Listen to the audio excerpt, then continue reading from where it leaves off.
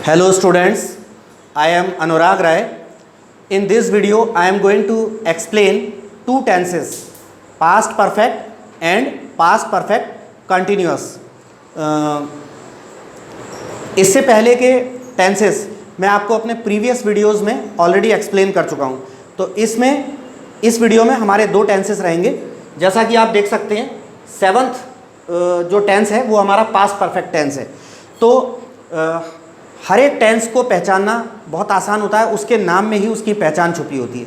Past का मतलब होता है गुजरा हुआ समय, भूतकाल, और परफेक्ट का मतलब होता है पूर्ण या पूरा। तो पास्ट परफेक्ट टेंस का अर्थ होता है कि गुजरे हुए समय में, पास्ट में, भूतकाल में क्रिया या काम पूर्ण हो चुका था। तो इसके वाक्यों के अंत में चुका था, चुकी थी, चुके थे, लिया था, दिया था, किया था, आया था, गया था, देखा था, सुना था आदि इस प्रकार के वाक्य, इसके वाक्यों के अंत में इस प्रकार के शब्द आते हैं। तो अफर्मेटिव की यदि हम वाक्य रचना देखें, ये ए लिखा है मैंने अफर्मेटिव के लिए। तो सबसे पहले सब्जेक्ट आता है, उसके बाद हेड के साथ वर्ब की थर्ड फॉर्म आती है, फिर ऑब्जेक्ट आता है। ऑब्जेक्ट के बाद अगर कोई अदर वर्ड्स होंगे तो वे आते हैं। तो एक एग्जाम्पल हमने किया हुआ है, एक एग्जाम्पल है, उसी को हम अफर्मेटिव, नेगेटिव, इंटेरोगेटिव और डबल इंटेरोगेटिव चारों रूपों में वर्कआउट करेंगे। तो पहला एग्जाम्पल है, उसने पैसे चुराए थे। उसने पैसे चुराए थे। तो ये उसने से जेंडर क्लियर नहीं हो रहा है कि पुरुष है कि महिला है, तो आप ही या शी कुछ भी लिख सकते हैं। हमने ही मान लिया। तो अफर्मेटिव में ये ए लिखा है अफर्मेटिव के लिए। अफर्मेटिव की जो हमारा इंग्लिश जो ट्रांसलेशन होगा, हिंदी से जो इंग्लिश ट्रांसलेशन होगा, वो हमारी ये वाक्य रचना के हिसाब से होगा। तो उसने पैसे चुराए थे, उसने के लिए आपने ही लगा दिया, हैड हेल्पिंग वर्ब आ गई। चुराना को स्टील बोलते हैं, STEAL स्टील, और तीनों फॉर्म्स होती हैं स्टील, स्टोल, स्टोलन। तो यहाँ पे वर्ब की थर्ड फॉर्म लगेगी stolen. He had stolen money, यानी उसने पैसे चुराए थे। अब यदि इसे ही हिंदी में हम नेगेटिव करें कि उसने पैसे नहीं चुराए थे, तो ये एन नेगेटिव के लिए है, हेल्पिंग वर्ब के बाद नॉट लग जाता है, he had not stolen money. इसी वाक्य को यदि इंटेरोगेटिव में करें कि क्या उसने पैसे चुराए थे, तो ये आई इंटेरोगेटिव के लिए लिखा है। हेल्पिंग वर्ब सब्जेक्ट से पहले आ जाती है तो इंटेरोगेटिव हो जाता है, हैड ही स्टोलन मनी, और लास्ट में क्वेश्चन मार्क। फिर I2 डबल इंटेरोगेटिव के लिए लिखा है। इसमें डबल इंटेरोगेटिव में सिंगल इंटेरोगेटिव का तो पूरा वाक्य रहता ही है, उसके आगे कोई क्वेश्चन वर्ड आ जाता है। तो यदि हम मान के चलें कि हम क्यों यानी वाई को जोड़ दें, तो डबल इंटेरोगेटिव बनता है why had he stolen money. इसका हिंदी होता है कि उसने पैसे क्यों चुराए थे। So this is our past perfect tense. Now come to the next tense which is past perfect continuous tense. अगला 8वां टेंस है पास्ट परफेक्ट कंटिन्यूअस टेंस। इस टेंस का कंसेप्ट क्या है कि कोई क्रिया या कोई काम पास्ट में किसी समय शुरू हुआ था और शुरू होने के समय से लेकर पास्ट के ही किसी समय तक चलता रहा था, पास्ट के ही किसी समय तक जारी था। तो इसके वाक्यों में अंत में हिंदी में समय के साथ से लगाकर रहा था, रही थी, रहे थे आदि आते हैं।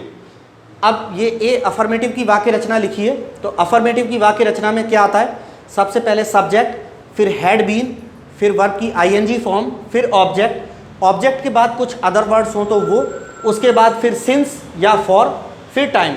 सिंस या फॉर के बीच में ऑब्लिक लगाए, मतलब इन दोनों में से कोई एक आना है। और इससे पहले के वीडियो में मैं आपको प्रेजेंट परफेक्ट कंटिन्यूअस टेंस समझा चुका हूँ। तो उसमें मैं आपको ऑलरेडी बता चुका हूँ कि निश्चित समय के लिए हम सिंस लगाते हैं, अनिश्चित समय के लिए फॉर लगाते हैं। यानी दूसरे शब्दों में कहें तो पॉइंट ऑफ टाइम के लिए सिंस लगाते हैं और पीरियड ऑफ टाइम के लिए फॉर लगाते हैं। तो ये आपको पहले से पता है। इसके बाद हम 2-3 एग्जाम्पल्स करते हैं। एग्जाम्पल नंबर 1 है, वह बहुत दिनों से तुम्हें धोखा दे रहा था। यहाँ धोखा देना, धोखा देना के लिए कई सारे शब्द होते हैं। डिसीव होता है, चीट होता है, ड्यूप होता है। हमने डिसीव शब्द DECEIVE डिसीव शब्द का हमने प्रयोग किया है। तो इंग्लिश क्या बनेगी, he had been deceiving you for many days. इस वाक्य रचना के हिसाब से सब्जेक्ट ही हो गया, फिर हेल्पिंग वर्ब हैड बीन आता है तो हमने हैड बीन लिखा, फिर वर्ब में ING लगना है तो डिसीव में ING लगाए, डिसीविंग। ऑब्जेक्ट है यू, और कई दिनों से, बहुत दिनों से, तो बहुत दिनों से ये पीरियड ऑफ टाइम है, तो इसके लिए फॉर लगता है, फॉर मैनी डेज, तो he had been deceiving you for many days. अब एग्जाम्पल नंबर 2 पर आते हैं हम। वह 2008 से इस कंपनी में नौकरी कर रहा था। यहाँ पे 2008 निश्चित समय है, यानी पॉइंट ऑफ टाइम है, तो निश्चित समय या पॉइंट ऑफ टाइम के लिए हम सिंस का प्रयोग करते हैं। तो इसका ट्रांसलेशन कैसे बनेगा? ही हैड बीन, अच्छा नौकरी करना, नौकरी करने के लिए सर्व का प्रयोग होता है। सर्विस जो है, सर्विस हमारी नाउन होती है और सर्व जो है वो वर्ब होती है, तो हमें यहाँ पे सर्व में आईएनजी लाना है। सर्व की स्पेलिंग में लास्ट में ई होता है, लेकिन आईएनजी लगाएंगे तो ई हट जाएगा। तो he had been serving in this company since 2008, ये हमारा इंग्लिश ट्रांसलेशन होगा। Now come to the last example. बच्चे सुबह से फुटबॉल खेल रहे थे, तो इसका ट्रांसलेशन क्या बनेगा? बच्चे यानी children had been playing football, और सुबह से लिखा है, तो सुबह, शाम, मॉर्निंग, इवनिंग, आफ्टरनून, दिनों के नाम, महीनों के नाम, वर्ष के नाम, त्योहारों के नाम, घटनाओं के नाम, ये सब निश्चित समय माने जाते हैं, पॉइंट ऑफ टाइम माने जाते हैं, तो इसके लिए सिंस का प्रयोग होता है। तो ट्रांसलेशन क्या बनता है? Children had been playing football since morning. तो स्टूडेंट्स, इससे आगे के जो टेंसेस हैं वो मैं आपको अपने नेक्स्ट वीडियो में सेंड करूँगा। थैंक्स।